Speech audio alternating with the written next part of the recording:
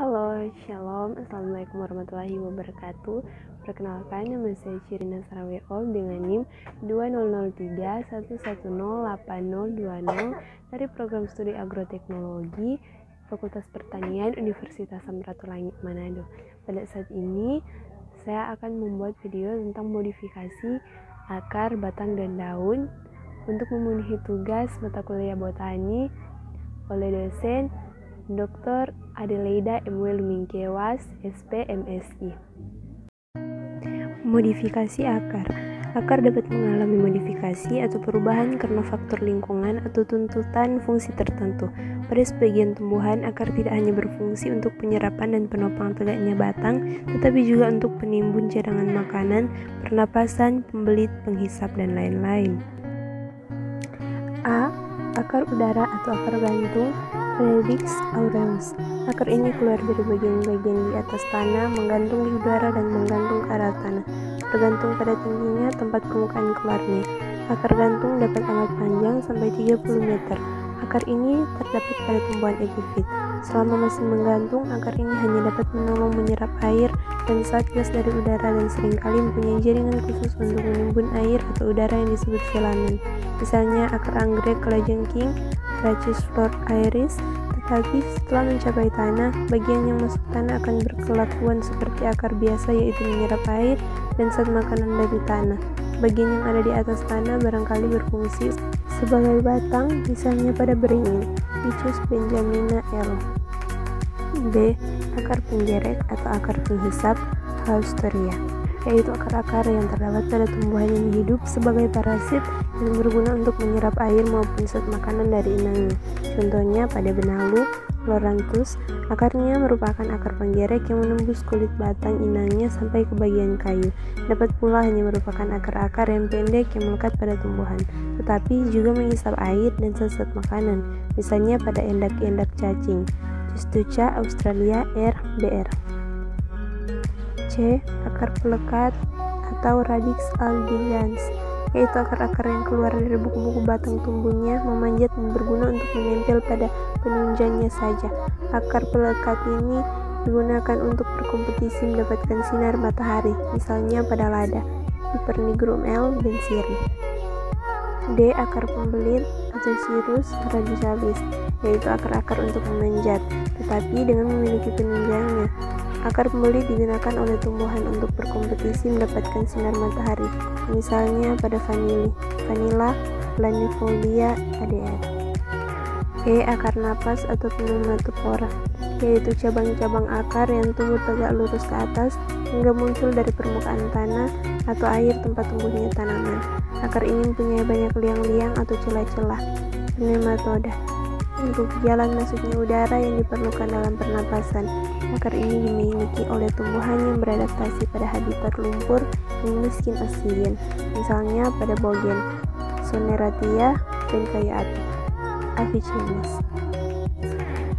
F. Akar tunjang atau stilt, yaitu akar-akar yang tumbuh dari bagian bawah batang ke segala arah dan seakan-akan menunjang batang ini jangan sampai rubuh.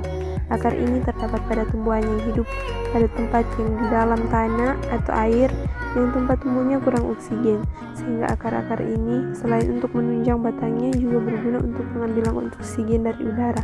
Akar ini dapat kita temukan pada pohon pandan atau Pandanus tectoriusol. G. Akar lutut atau lini, yaitu bagian akar yang tumbuh ke atas kemudian membengkok lagi ke dalam tanah, sehingga membentuk gambaran seperti lutut yang dibengkokkan.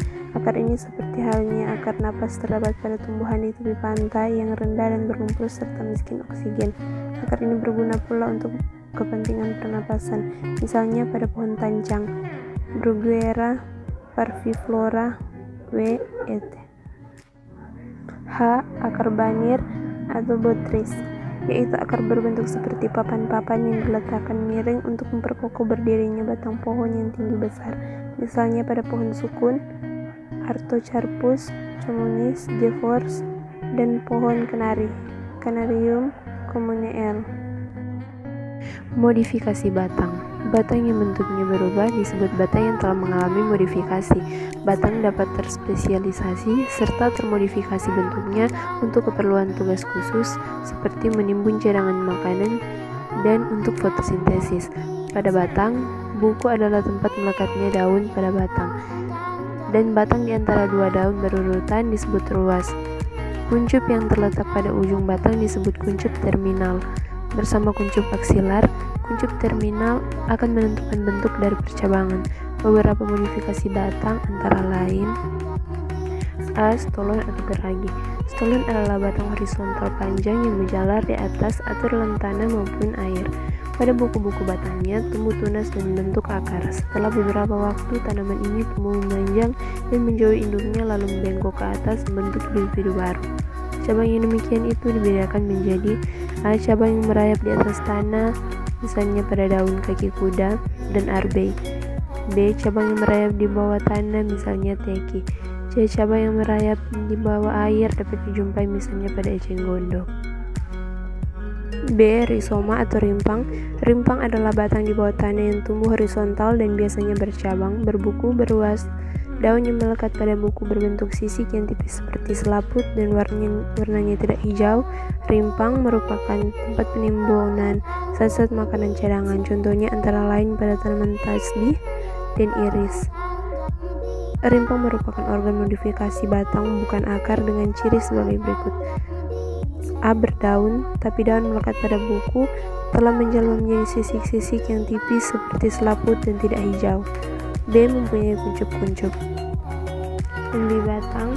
Batang dapat terspesialisasi serta termodifikasi bentuknya untuk keperluan tugas khusus seperti menimbun cadangan makanan dan untuk fotosintesis. Umbi batang merupakan salah satu bentuk modifikasi batang yang berguna untuk menyimpan cadangan makanan. Umbi batang merupakan pembekakan batang yang di dalamnya terdapat jaringan yang digunakan untuk menyimpan zat cadangan makanan. Ciri dari umbi batang adalah A. Berada di bawah permukaan tanah, D. Terdapat tunas, C. Batang mendebal namun tidak tertutup daun sisik, dan D. Buku pada kuncup tiap ketiak tetap tampak. D. Umbi lapis. Umbi ini terselubung oleh lapisan luar yang kering dan tipis seperti selaput. Penutup yang dinamakan tunika berperan sebagai pelindung terhadap kekeringan dan luka mekanik terhadap umbi. Sisik-sisik berdaging tersebut sebagai lapisan kontinu dan konsentris sebagai berstruktur padat. Umbi lapis jika ditinjau asalnya adalah penjelmaan batang beserta daunnya. Dinamakan umbi lapis karena memperlihatkan susunan yang berlapis-lapis, yaitu yang terdiri dari daun-daun yang telah menjadi tebal, lunak dan berdaging. Merupakan bagian umbi yang menyimpan zat cadangan, sedang batangnya hanya bagian yang kecil pada bagian bawah umbi lapis itu, contoh pada bawang merah. E. Kormus. Terdiri dari batang pendek dan gemuk yang berorientasi vertikal dalam tanah yang diselubungi sisik atau daun kering. Kormus dapat menghasilkan anak kormus yang disebut kormel yang merupakan tunas yang berkembang di ketiak daun pada kormus induk. Seringkali kormel terdapat di ujung sumbu batang yang tergolong peragi. Pada kormus dapat dibedakan ruas dan buku. Sebagian besar kormus terdiri dari parenkim yang berisi cadangan makanan. Pada kormus yang dewasa, dasar daun kering bertahan pada buku-buku dan menyelubungi serta menutupi kormus. Tutup atau tunika ini melindungi kormus terhadap luka dan kekeringan.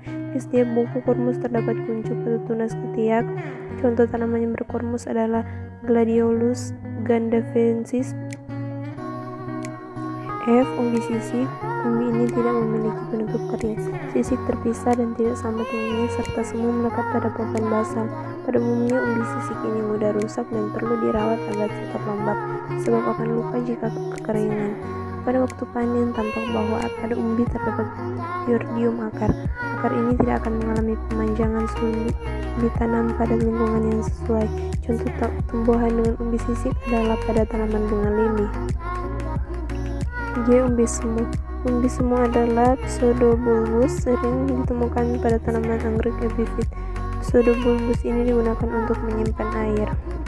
Modifikasi daun. Seperti halnya pada akar dan batang, daun pun ada yang mengalami modifikasi ataupun beralih fungsi.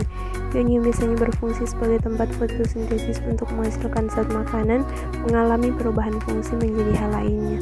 Terjadinya modifikasi daun pada tumbuhan ini biasanya akibat beradaptasi terhadap faktor lingkungan. Contohnya saja pada kantong semar yang karena tumbuhan ini kekurangan oksigen, maka daunnya ada yang termodifikasi untuk menangkap serangga untuk dijadikan tambahan pasokan nitrogen. A. Umbi lapis atau bulbus merupakan pelepah daun yang beralih fungsi untuk menyimpan cadangan makanan. Batang pada tumbuhan yang membentuk umbi lapis sangat kecil disebut subang atau cakram, misalnya batang bawang merah. Umbi lapis memiliki bagian antara lain cakram, sisik, dan kuncup. Kuncup dibedakan menjadi kuncup pokok yang merupakan kuncup ujung dan kuncup samping atau siung yang disebut juga anak umbi lapis. Terdapat dua macam umbi lapis yang bersifat sisiknya, yaitu 1. Umbi lapis yang tersusun berlapis-lapis, bulbulus tunictatus, tersusun dari pelepah daun terluar menyelubungi di dalamnya seperti pada bawang merah. 2. Umbi lapis tersusun menyerap, bulbus squamosus, misalnya umbi lapis pada bunga lilia. B. Daun penangkap serangga atau piala merupakan helaian daun yang beralih fungsi sebagai alat penangkap serangga. Dalamnya terdapat penarik serangga, misalnya kelenjar madu, sisa helaian daun, dan ujung untuk menutup serangga yang ada dalamnya secara otomatis, misalnya piala pada kantong semar. C. Daun gelembung atau utricula merupakan daun yang termodifikasi pada dua sisi helaiannya dari ibu tulang daun yang dapat otomatis menangkap serangga secara otomatis, misalnya daun gelembung pada rumput gelembung. D. Daun kait. Modifikasi daun ini terjadi pada ujung aksis daun majemuk yang berfungsi untuk memanjat, misalnya dari duri kait rotan. E. Alat pembelit atau cirrus. Bagian daun yang berfungsi untuk melilitkan tubuh untuk memanjat, misalnya alat pembelit dari ujung daun tanaman Gloriosa superba dan alat pembelit tangkai daun dari Vitis vinifera. F. Daun sema atau Phyllodia. Daun tidak lengkap yang tidak memiliki helaian dan hanya dari tangkai daun yang melebar, misalnya daun sema akasia. G. Duri daun atau Spina Phyllogenum merupakan duri yang berasal dari daun. Perubahan daun ini menjadi duri biasanya diakibatkan karena lingkungannya yang panas, sehingga untuk mengurangi penguapan yang keluar dari daun, maka daunnya akan mereduksi.